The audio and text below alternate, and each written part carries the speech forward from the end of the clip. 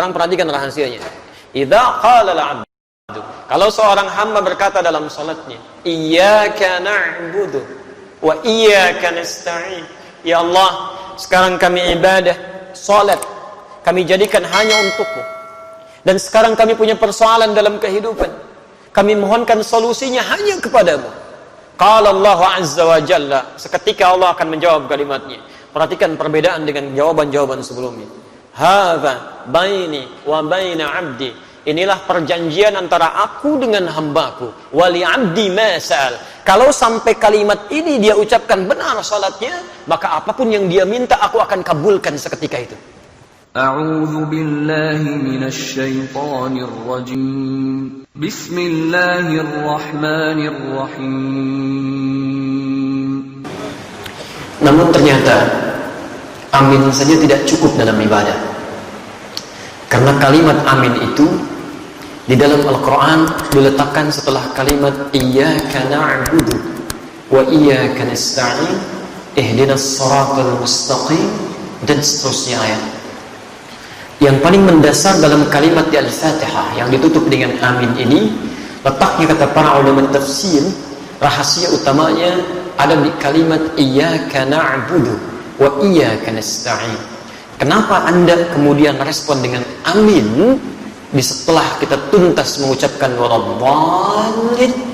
Perhatikan rahasia besarnya tercantum dalam hadis riwayat Abu Daud nomor hadis 649. Perhatikan kalimatnya, di sini letak rahasianya. An Abi Hurairah radhiyallahu ta'ala anhu qala, hadis riwayat Abu Hurairah semoga Allah meridai kepada beliau, qala, beliau menyampaikan, qala Rasulullah sallallahu alaihi wasallam, Rasulullah sallallahu alaihi wasallam pernah bersabda, qala Allah azza wa jalla, Allah pernah memfirmankan dalam hadis qudsi. Jadi ini qudsi hadisnya. Qasamtu shalah baini wa baina 'abdi ala qismain. Saya bagi salat kata Allah sebagai hak dan kewajiban antara aku dengan hambaku. Wali 'abdi ma sa'al, dan kalau hambaku, perhatikan garisnya, kalau hambaku benar menunaikan salatnya, aku akan kabulkan apapun yang dia minta seketika. Kalau dia benar menunaikan salatnya, aku akan kabulkan apapun yang dia minta seketika. Perhatikan kalimatnya. Idza qala al-'abdu alhamdulillahi rabbil alamin. Kalau seorang hamba dalam salatnya mengucapkan alhamdulillahi rabbil alamin, qala Allah azza wa jalla, langsung Allah jawab kalimatnya, hamadani 'abdi, hambaku sedang memujiku. Wa idza qala al-'abdu ar-rahmanir rahim, kalau hambaku mengatakan ar-rahmanir rahim, qala Allah azza wa jalla athna 'alayya 'abdi, Allah menjawab hambaku sedang menyanjungku. Wa idza qala al-'abdu maliki yaumiddin, kalau hamba kemudian berkata maliki yaumiddin, qala Allah azza wa jalla, Allah menjawab majjadani 'abdi, hambaku sedang mengagungkanku. Sekarang perhatikan rahasianya. Idza qala al-'abdu, kalau seorang hamba berkata dalam salatnya, iyyaka na'budu wa iyyaka nasta'in. Ya Allah, sekarang kami ibadah, salat kami jadikan hanya untukmu. Dan sekarang kami punya persoalan dalam kehidupan. Kami mohonkan solusinya hanya kepadamu. Qala Allah azza wa jalla, seketika Allah akan menjawab kalimatnya. Perhatikan perbedaan dengan jawaban-jawaban sebelumnya. Hadza baini wa baina 'abdi. Inilah perjanjian antara aku dengan hambaku. Wali 'abdi ma sa'al. Kalau sampai kalimat ini dia ucapkan benar salatnya, maka apapun yang dia minta aku akan kabulkan seketika itu. Jadi kalau Anda benar dalam berdiri ini saja, sampai di sini saja Anda benar kalimatnya, kata Allah, mau minta apa kamu? Kamu minta apapun, saya akan kabulkan. Karena itulah sejak dulu para nabi dan rasul sebelum masa Nabi Muhammad SAW, setiap kali mereka menunaikan salat itu akan selalu menyampaikan doa-doa dalam hajat kehidupannya. Sebelum kita sudah ada nabi yang salat, cuma caranya kita lebih sempurna sampai dengan sujud dan salam. Dulu Masya Allah, Nabi Zakaria salat, Quran surah ketiga Ali Imran ayat 38 sampai 39, posisi paling kanan sebelah atas. Ya Masya Allah, Nabi Isa salat, Quran surah 19 dari ayat 31-nya, posisi paling kanan di pertengahan. Nabi Ismail bahkan ya kakek Nabi Muhammad SAW ke-29 salat dan memerintahkan keluarganya untuk salat, Quran surah 19 di ayat 55-nya. Semuanya salat. Nabi Musa salat, Nabi Ibrahim salat, semua salat. Jadi kalau Anda urutkan dari Nabi Muhammad SAW sampai Nabi Adam, mereka pun salat dengan cara yang berbeda dengan kita dan kita lebih sempurna. Muhammad bin Abdullah bin Abdul Muttalib bin Hashim bin Abdul Manaf bin Qusay bin Murrah bin Kilab bin Ka'ab bin Ghalib bin Fihr bin Malik bin Nadar bin Kinana bin Khuzaimah bin Mudrika bin Ilyas alaihi salam bin Nizar bin Mudar bin Ma'ad bin Adnan bin Addi bin Adri bin Muqawwam bin Nahur bin Tarih bin Ya'rub bin Yasjub bin Nabit bin Ismail alaihi salam bin Ibrahim alaihi salam bin Adhar bin Nahur bin Abir bin Kinan bin Arfakhshad bin Sam bin Nuh alaihi salam bin Mihlail bin Matashada bin Kinan bin Anwas bin Thith bin Adam alaihi salam. Nabi Muhammad sallallahu alaihi wasallam sampai ke atasnya semua salat. Perhatikan apa yang paling hebat terjadi. Pernah dulu ada 2 orang menikah. Setelah berumah tangga ternyata secara medis divonis tidak mungkin punya keturunan. Suaminya rambutnya sudah memutih, fisiknya sudah letih, istrinya divonis secara klinis menopause dan mandul. Secara medis mustahil. Maka apa yang terjadi? Perhatikan kaidah Qur'annya, ini manhaj untuk kita semua. Quran surah ketiga Ali Imran ayat 38, posisi paling kanan sebelah atas. Hunalika da'a Zakaria rabbah. Di mihrabnya kemudian Nabi Zakaria yang mengalami peristiwa tadi, ya, yang saya sebutkan rambut memutih, fisiknya sudah letih, dengan kondisi istrinya ada di Quran surah 19 Maryam, dari ayat keduanya sampai dengan ayat ke-10 nya, posisi paling kanan dari atas sampai bawah. Kemudian setelah semua mengatakan mustahil punya keturunan, apa yang dilakukan? Nabi Zakaria meninggalkan pendapat manusia, langsung bermohon kepada Allah yang tanpa batas. Maka masuk ke mihrabnya bermohon. Qala rabbi habli min ladunka dzurriyyatan thayyibah innaka sami'ud du'a. Ya Allah, semua mengatakan mustahil saya punya keturunan. Saya hanya bermohon sekarang hanya kepadamu ya Allah, yang tidak punya batas dalam kekuasaannya. Engkau pasti dengar doa saya. Kalau pada yang maha mendengar saja belum dikabulkan, pada siapa lagi saya mesti minta ya Allah? Ini rumus dalam Al-Quran. Kalau Anda sedang punya persoalan dalam kehidupan, jangan putus asa. Kalau semua makhluk mengatakan mustahil, mengangkat tangannya dan mereka menyerah, itu tanda pertama dari Allah supaya Anda meninggalkan pendapat makhluk, langsung memohon kepada Allah Subhanahu wa taala. Isyaratnya ditemukan di Quran karena Allah ingin memberikan langsung kepada Anda tanpa melalui perantara yang lainnya. Kalau dengan sudah diberikan seperti itu belum mampu mendekatkan Anda kepada Allah, Anda mesti diberikan seperti apa lagi? Sehat belum bisa mendekat kepada Allah. Mata bisa melihat, belum bisa menggunakan untuk melihat yang baik-baik.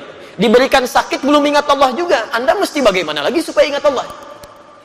Ada anak orang matanya nggak bisa lihat, cuman usianya 4 tahun, ada yang 5 tahun, mata buta, masih mau menghafal Quran, sampai hafal Quran.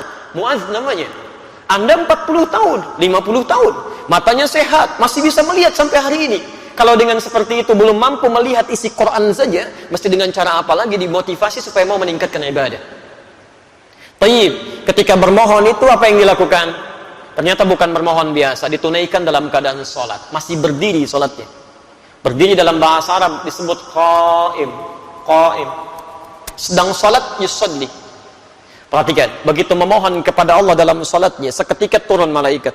Dan kalimatnya menggunakan fa. Fanadatul malaika.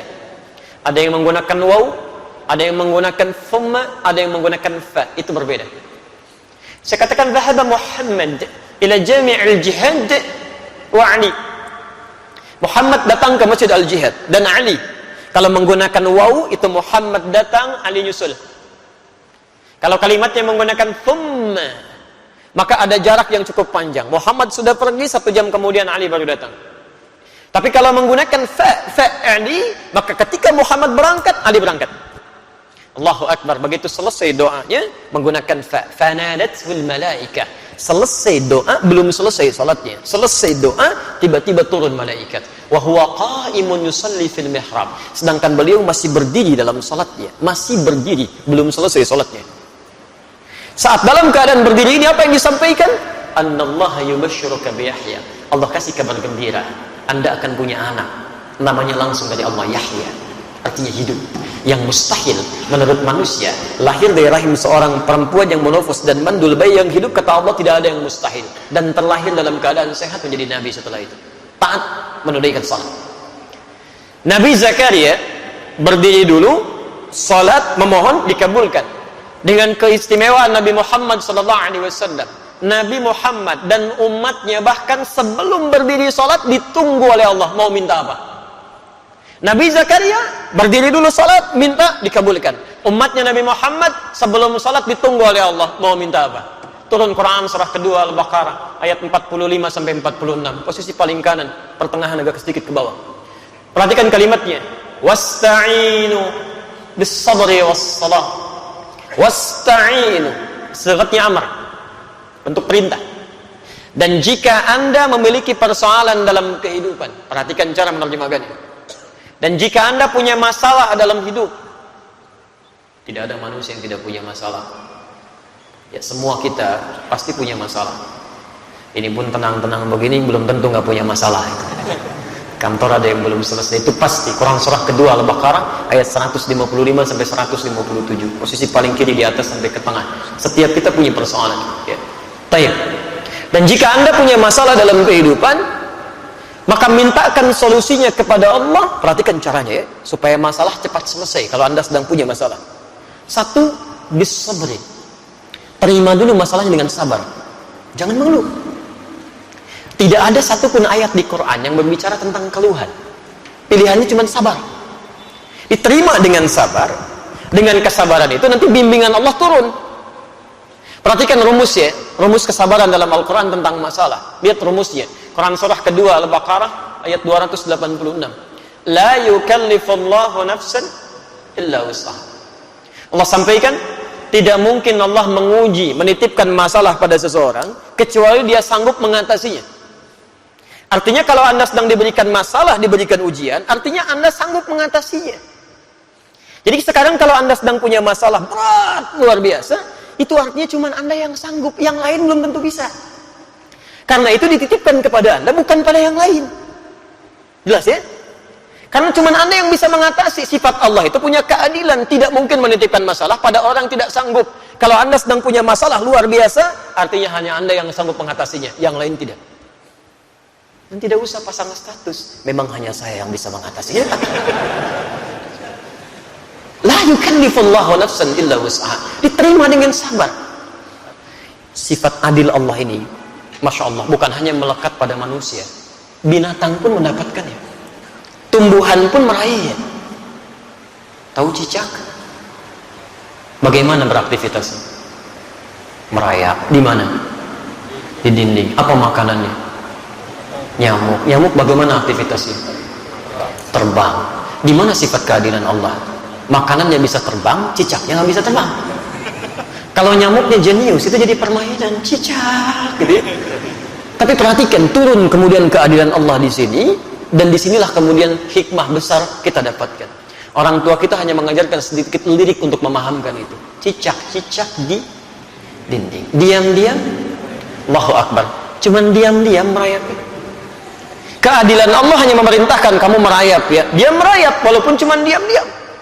Perhatikan, ketika cicaknya mengikuti ikhtiar yang ditetapkan Allah, merayap dia sekalipun diam-diam, yang terjadi setelahnya apa? Datang seekor, Allahu Akbar.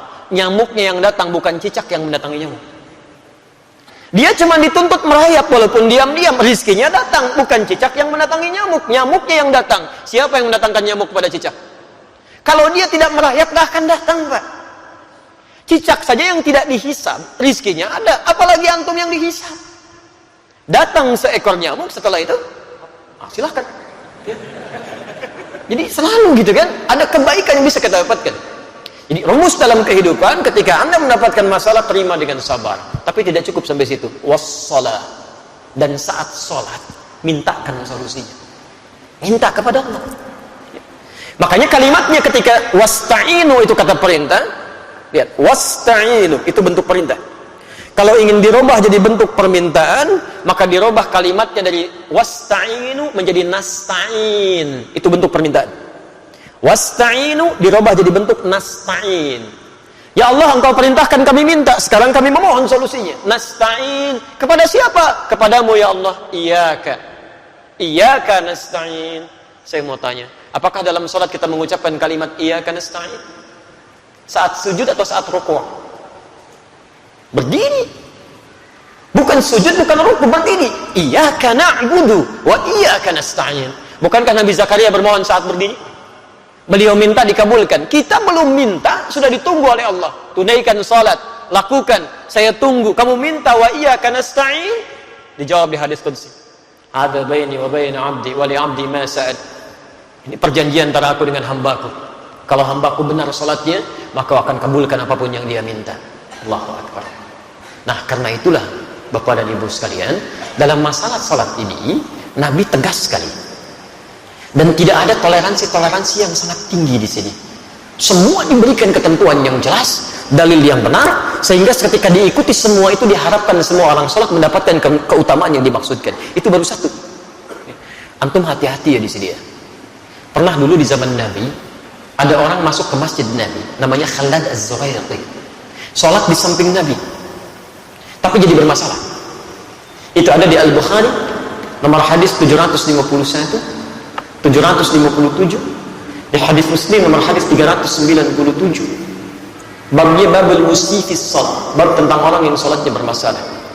Qila bima ma'na, dikatakan ja'a rajulun ila Nabi sallallahu alaihi wasallam, datang seorang lelaki kepada Nabi sallallahu alaihi wasallam. Fadakhala ila al-masjid an-nabawi, maka masuk ke masjid Nabi. Fa shalla bi janbin Nabi sallallahu alaihi wasallam, maka salat di samping Nabi sallallahu alaihi wasallam. Dari mulai takbir sampai dengan salam. Falamma sallama yaminan wa shamala, tatkala salam ke kanan dan ke kiri, tiba-tiba faqala lahu an-nabiy sallallahu alaihi wasallam. Nabi sallallahu alaihi wasallam langsung berkata pada orang itu, "Shalli fa innaka lam tusalli." Anda salat lagi karena Anda belum salat. Padahal sudah salam. Fa'ada salatahu thalatha marrat, kemudian ia mengulangi salatnya sampai dengan 3 kali. Faqala lahu an-nabiy sallallahu alaihi wasallam mithla ma kana. Setiap kali dia salam, Nabi tetap mengulangi kalimat yang sama. Ulangi salatnya, kamu belum salat. Faqala ya Rasulullah ma ahsinu ghairah, maka dia berkata, ya Rasulullah, saya tidak bisa lebih baik lagi daripada ini. Faqala lahu an-nabiy sallallahu alaihi wasallam, maka Nabi berkata kepada orang ini setelah dia mengatakan alimni, tolong ajarkan saya. Kata Nabi, idza qumta ila shalah fa asbighul wudu, kalau ingin salatnya sempurna begini, sempurnakan dulu wudunya, dicontohkan Rasulullah. Kemudian famastaqbilal qiblah, menghadap ke arah kiblat, begini caranya. Diatur dari mulai berdirinya, merapatkan safnya, sampai dengan kemudian bertakbir sampai salamnya. Setelah selesai itulah kita mendengar kalimat sampai hari ini. Sallu kama ra'aitumuni usalli. Al-Bukhari nomor hadis 651. Salatlah kalian persis seperti melihat saya ini salat. Nah, ternyata praktek Nabi ini meminta kita salat seperti pernah melihat Nabi salat. Dulu sahabat melihat dan mengajarkan pada generasi setelahnya, bukan ingin membebani kita salat, tapi supaya salat kita benar. Dengan benarnya salat itu, manfaat salat bisa kita dapatkan dalam kehidupan. Minimal doa kita bisa dijawab oleh Allah. Bukankah dalam semua gerakan salat ada doanya? Ruku ada doanya, sujud ada doanya, duduk di antara 2 sujud 7 permintaan. Ada yang minta rezeki, ada yang minta rahmat, ada yang minta ampunan, ada yang minta perlindungan. Rabbighfirli warhamni wajburni warfa'ni, dan seterusnya. Subhanallah. Jadi ada kebaikan di situ. Itu baru 1, belum 4 yang lainnya. Karena Allah menjamin ada 5 kebaikan yang diberikan pada orang yang sholatnya benar, yang tidak akan pernah diberikan pada yang tidak sholat, atau bahkan orang sholat tapi sholatnya tidak seperti yang diinginkan oleh Al-Quran dan dituntun oleh Rasulullah SAW. Baik.